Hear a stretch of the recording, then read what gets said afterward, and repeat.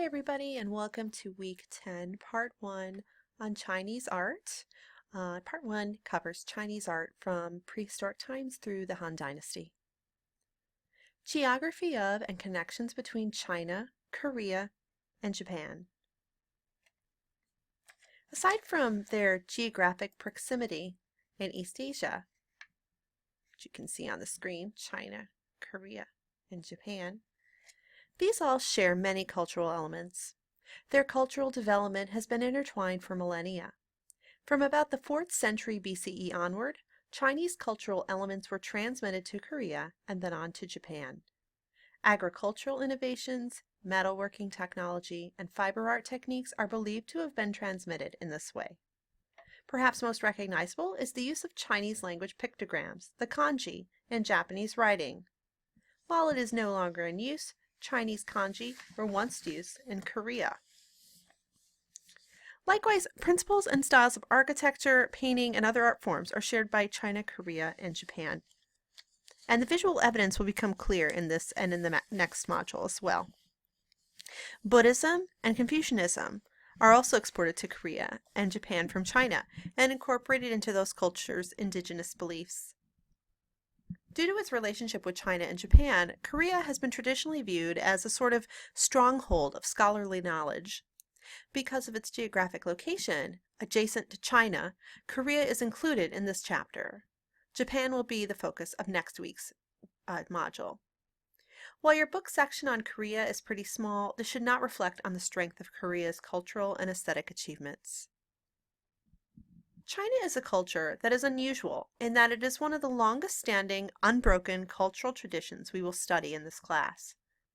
Traditionally, China is called Zhongguo, which means Middle Kingdom, by its inhabitants. The use of the term Middle Kingdom is reflective of a practice common the world over.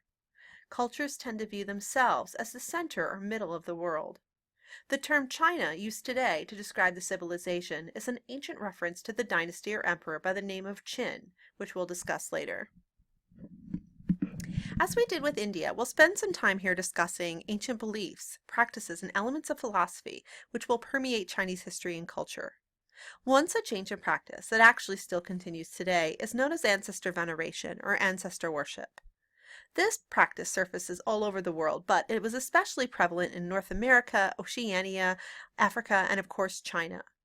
Those who practice ancestor veneration believe that one's ancestors function in a way like deities, in that they can hold sway over events on Earth. The ancestors' actions depend on whether they are pleased or displeased with the amount or degree of respect or veneration paid to them by their descendants. Today, ancestor veneration takes the form of burning paper offerings called ghost money. In the Neolithic and Bronze Ages, ancestor appeasement appears to have been a primary function of funerary art, as we'll see shortly. We were introduced to Buddhism in our last module on South Asia. Buddhism traveled to China via Nepal, which is adjacent to China and is believed to be the birthplace of Siddhartha. Buddhism started to gain popularity in the 3rd century BCE in China. Buddhism in China starts out very much like Buddhism of Nepal and India, but undergoes some changes over time that we'll discuss later. Before then, however, 2 important schools of thought emerged within China, Taoism and Confucianism, that highly influenced not only religion but also rulership and the social structure of China and Korea. Taoism is our Romanized term for a practice known as Tao, or the Way, which was introduced by Lao Tzu, the founder of Taoism. Lao Tzu's Tao Te Ching sets out a number of principles for living a good life. And these ideas include an animistic spirituality, a belief that features of natures may have something like spirits or souls called qi, which translates to something like a life force. Taoism also recognizes a connection between nature and humans. Humans should follow nature. Nature should not bend to human will. In fact, although Taoism is really a collection of thousands of different beliefs and ideas, one of its central tenets is that you should try not to act. Inaction is preferred as opposed to imposing your will on the world. You can read more about Taoism in your book on page, let's make sure I got the page number right. Yes, 338. Confucianism. The historical figure Confucius, or Master Kung, is the individual for whom Confucianism was named. Confucianism is another belief system or system of thought that proposes another way to a good life. The foundation of Confucianism is a system of ordered societal interactions, dictated by etiquette, known as Li. If you follow Li, that means as an individual, you know your place in society and pursue a proper relationship to those who are above and below you in rank. Confucianism, as you might imagine, was often preferred by the upper classes of China, Korea, and Japan, as it reinforced their power and privilege with philosophy. Interesting note, according to some historians, while Master Kung is said to have been a student of Lao Tzu, of Taoism, Taoism probably actually emerged after Confucianism as a reaction to its societal reinforcements. This is a situation similar to how Buddhism was formed as a counter to the strict caste system of Hinduism in India. Still, Taoism and Confucianism are not perceived as being in conflict with one another in China. In fact, many feel they balance one another very well. And you can likewise read a little bit more about Confucianism on page 342. Neolithic art in China. During China's Neolithic period, which is about 7,000 to 2250 BCE, ancient civilizations arose in the Yangtze and Yellow River valleys, just as we see in other regions of the world. Anthropologists have discovered early painted pottery cultures at Longshan and Yangshao that date to this Neolithic era. These cultures are so called due to the number and type of artifacts found at these sites. Neolithic Chinese people made pottery shaped by hand, then burnished it, that is, rubbed its surface to a polish, and painted it. As we might expect, having seen Neolithic pottery painting from other cultures, the images are usually black on a solid background surface. Also not surprising is the rather abstracted imagery found on Neolithic pots. Images of animals like birds or fish and snakes appear, along with stylized images of human figures. It's during the late Neolithic period that we start to see artists carving jade in shapes. Jade is the term we commonly use today to describe a number of different green stones. However, technically, jade's definition is limited to nephrite and jadeite. When your book talks of jade's use in China, the authors mean nephrite and jadeite, not other green stones like serpentine, which are today called jade. This is important because nephrite and jadeite are very hard stones and difficult to work. Jade cannot usually be carved in what we think of the traditional way, with sharp tools. Most of the carving on tiny jade pieces must be done by rubbing sinew or another type of string back and forth across the jade surface, or by grinding the surface of the jade with particles of jade or a harder stone.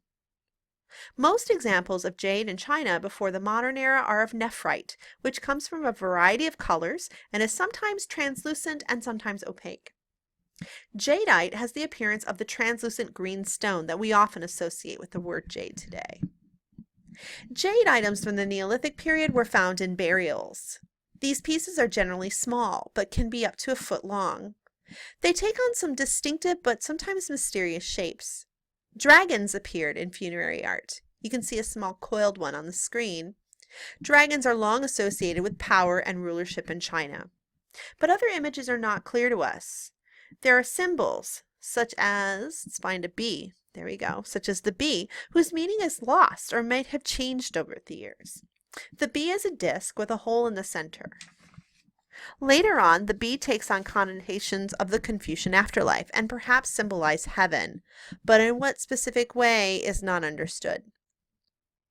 The Kung is another highly important jade shape found in funerary art, whose meaning is not entirely understood.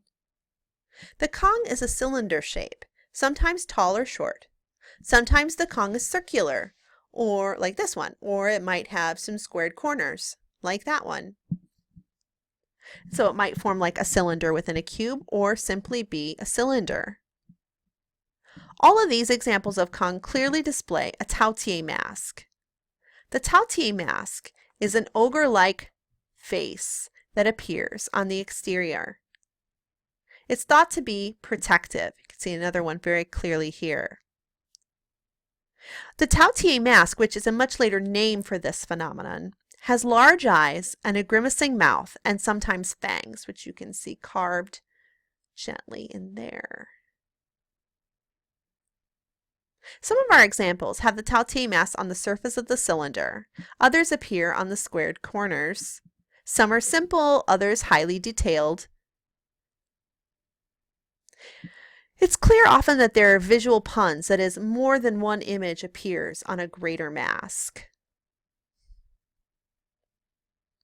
Some perceive the Taotie mask to be highly similar to images of ancestor tiki found in Polynesia and ancestor totem images in northwest coastal America. For that reason, some anthropologists believe that there may have been early contact between these cultures, but the nature of this contact is unknown and there is little physical evidence for it. This is known as a diffusion theory, not completely unlike the Indo-Aryan migration theory discussed in the last module. But unlike the Aryan migration theory, proponents of this diffusion theory do not suppose the superior quality of one group over another, nor do they manufacture false connections or unjustifiably support tenuous ones. The Taotie mask theme may also be one of those cultural developments like written language or the mountain-shaped temple that just occur spontaneously and independently to different peoples in different parts of the world. A great idea whose time just comes eventually. China's Bronze Age from 2250 to about 206 BCE is a period marked by the presence and dominance of bronze, an alloy of copper and tin. And an alloy is a mixture of melted materials. And bronze was used as a material for the creation of tools, weapons, and ceremonial objects. The Bronze Age seems to spur social stratification in China.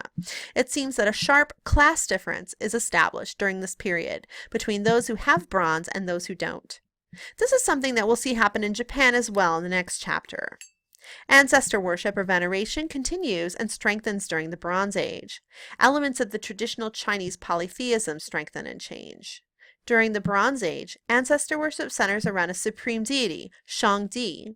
Shangdi is not exactly a formalist deity like the Brahman of India, but instead is conceived of as an original ancestor to all. He is, however, very rarely portrayed in any form. In some items dating to the Bronze Age, we can clearly see early Chinese writing. An example for you here. Bones were used in a ritual in which shamans read oracle bones, that is, bones that function as an oracle or truth teller. The shaman is a type of spiritual advisor who is believed to have special powers not belonging to the average person. Shaman-like figures are found not just in China, but all over the world. In fact, the word shaman is not a Chinese word, but a scholarly term used to describe this common worldly practice. The shaman's power derives from the ability to communicate with the other world, gods and goddesses, ancestors, or the dead. The reading of oracle bones in China is known as scapulomancy, for the scapula bone that was commonly used. Scapulas are the shoulder bones, the shoulder blade bone. You can see how this ox scapula looks very much like a shoulder blade. Scapulomancy is a type of divination, one function of the shaman. A shaman might use his or her powers to heal, form truces, or for the purpose of divination. Divination is essentially the telling of the future or the truth by consulting one or more deities or ancestors. The scapulomancy ritual in Bronze Age China involved the truth seeker asking the diviner or shaman a question. That question would be carved into the oracle bone, which was sometimes a tortoise shell. Both of which provide an ox scapula and a tortoise shell, both of which provide relatively large and flat surfaces for writing. You can see an example of each of these. Here's our tortoise shell with carving and writing on it, very early Chinese writing, and there's a scapula.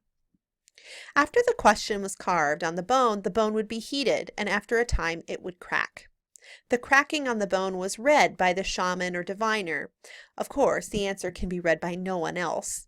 In Chinese divination, the shaman's answer comes from the ancestors. Tombs of the Bronze Age reflect the new and sharp stratification of Chinese society according to bronze.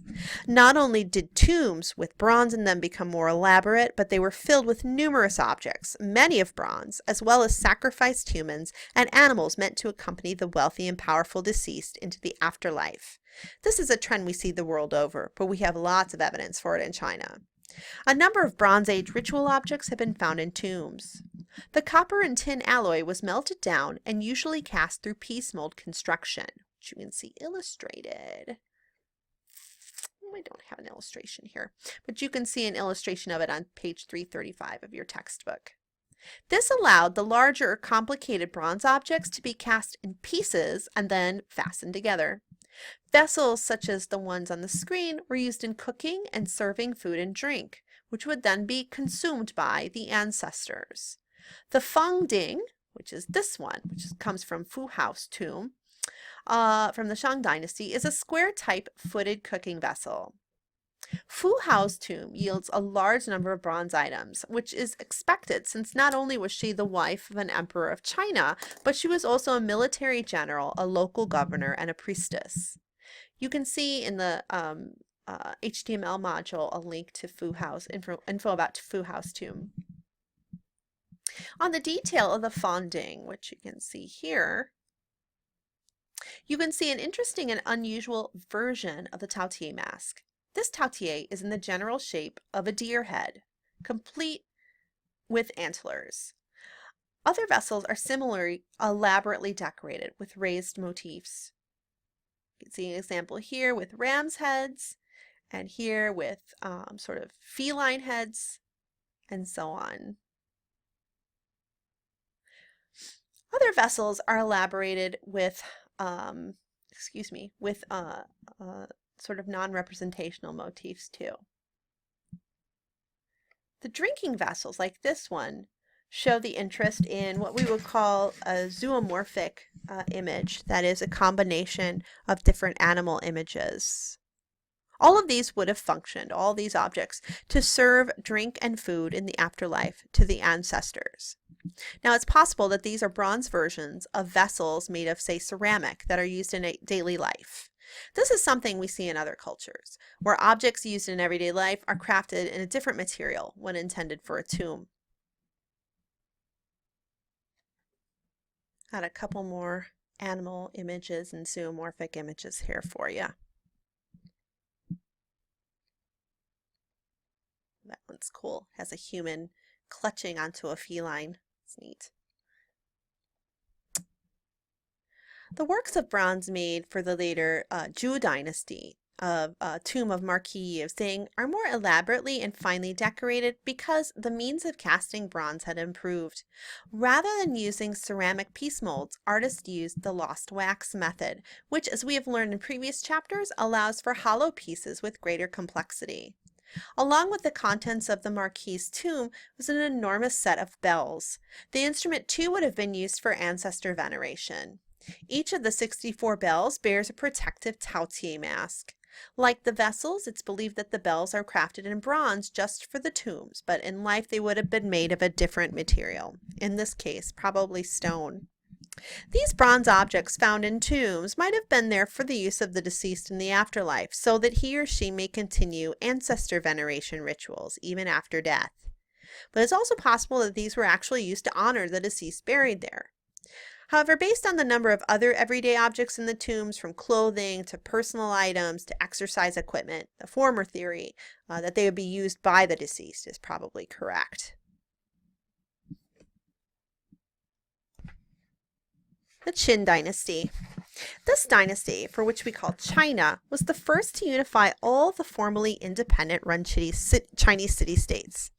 Emperor Qin Shi Huangdi, whose dynasty reigned from 221 to 206 BCE, was a despotic emperor who through force and coercion established many elements of Chinese culture that we still see even in the modern period. Under Qin Shi Huangdi began the great Chinese bureaucracy, which allowed for unified law, currency, and Chinese script. The Great Wall, which was formerly disjointed and uneven, was rebuilt and expanded on during his reign. Artwork and other goods were line-produced in a factory-like manner, often by people who were basically imprisoned, basically for slavery. But Emperor Qin Shi Huangdi is probably best known for his tomb, which is defended by terracotta warriors. The terracotta warriors number over 8,000 in total and are accompanied by bronze and ceramic horses and chariots. The figures were made in an intriguing fashion true to the time of Qin. Each figure is cast in terracotta, a low-fire clay body, which has been liquefied and poured into a mold and cast. Clay actually makes a great casting material for a couple of reasons. First, unlike bronze, you do not have to heat it up when you handle it. Clay slip, liquefied clay, can be cast cold, then heated in a kiln after it is set and dry. Second, you don't need to use a fancy lost wax method to make the figures hollow. The liquefied clay or slip is thick enough that it clings to the insides of the mold. The major drawback of using ceramic is its relative delicateness compared to the metal alloys. But it seems that this process, especially the casting within molds, suited the project well. During the process, artists took more clay and modeled features on their faces, hair, and bodies of the soldiers so that they would not only represent varied ethnicities of the Qin army, but also looked individualized, perhaps contributing to the illusion of reality desired by the emperor. Each terracotta warrior was fully painted, though few good examples of pigment remained. Some figures are posed as archers or in crouching positions, but most are in the upright, ready-for-battle position seen in most of these images. Though the terracotta warriors are fairly well excavated, as you can see in these images, the tomb itself, which is marked by a large mound of earth, has never really been dug up. Perhaps it's because China's first emperor, who you recall was ruthless and despotic, was rightly paranoid that his tomb would be desecrated on his death. Qin Shi Huangdi feared this so much that he claimed to have booby-trapped his tomb with such elaborate devices as rivers of mercury. In fact, he was right to worry, for only a few years after his death, Han Dynasty warriors entered the tomb and knocked over and broke many of the terracotta warriors that you now see restored. The Han Dynasty is really two dynasties, early Western Han and Eastern Han, ruled from two different cities, but they generally make up a rather continuous dynastic tradition from 206 BCE to 220 CE. The first Han Emperor, Gao Zu, was a peasant-born military leader who reunified China after the civil war that erupted after the Emperor of Qin's death. The Han Dynasty is considered to be a time of peace and prosperity. The Han Dynasty marks the rise of the importance of Taoism and Confucianism. Confucianism was especially attractive to the Han emperors for reasons we've discussed already. The Han Dynasty also saw the opening of the Silk Road, a series of trade routes that were connected Europe to China. The Han Dynasty is a very imperial period in which the Chinese borders were expanded to include southern territories. This is also a period that is looked upon by later Chinese peoples with great nostalgia and pride. The Han Dynasty has associations with indigenous pride and essential Chineseness among Chinese people of later periods. Artworks from the Han Dynasty continue to be found in tombs. The tombs at Ma Wangdui were relatively untouched by looters and reveal much about burial practices of the wealthy and powerful during this period. The work on the screen is called Flying Banner, was found in the tomb of the woman called the Lady of Dai. The banner is so called because the original inventory of the tomb was found intact and Flying Banner was the name of the entry. The banner is a large painted silk piece that was placed over the coffin of the deceased. In the banner, we have a beautiful elaboration of the Confucian concept of the afterlife. You can read about some of the symbolism of the banner in your book. The center of the banner, which is detailed on the screen, depicts the Lady of Dai. You can see her right here, accompanied by some attendants, and she travels on her journey to the Confucian afterlife. She and her attendants approach two figures who are seated before them. Painting on silk will continue to grow as an important art form, as we'll see in the next few sections.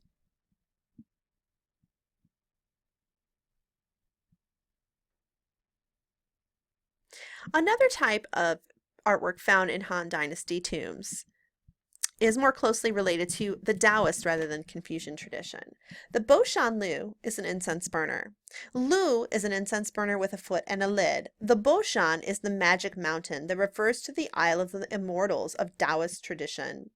The Isle of the Immortals is a place where Tao followers would go live forever. In general, the Isle of the Immortals was a concept of longevity and eternity, and as you can imagine, is a perfect symbol for inclusion in a Taoist tomb. The lid of the Boshanlu takes the form of mountains above the sea. Some Boshanlu have imagery of animals that inhabit the isle and hermits, the Tao followers who achieved the ultimate state of non-action, taking themselves out of society. Myself a watchtower here. Here we go.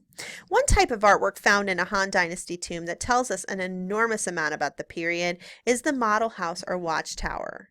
These models are crafted in glazed ceramics and may represent real buildings that at the time would have been built of wood. Scholars know through research of architecture that China has a very long tradition of wood architectural techniques that go back to the Han Dynasty at least. But unfortunately, wood is one of those materials that does not stand well the test of time. Wood in architecture is subject to destruction by fire and water as well as time.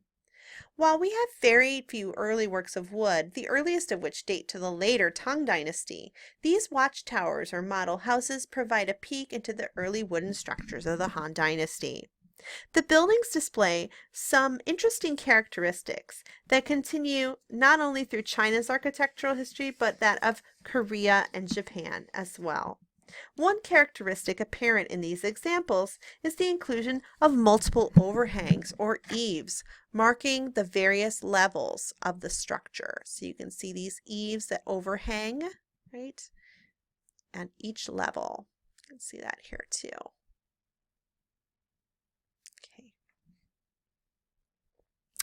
Later on, these will develop in the pagoda-style structure, which we'll see in the Tang Dynasty in Part 2. One last Han Dynasty tomb art form is represented by rubbing of a relief sculpture of the Wu family tomb. Let's see if we can find that. There we go, the Wu family tomb. This highly Confucian-influenced work is discussed in detail in your book, page 340. All right, time for Part 2.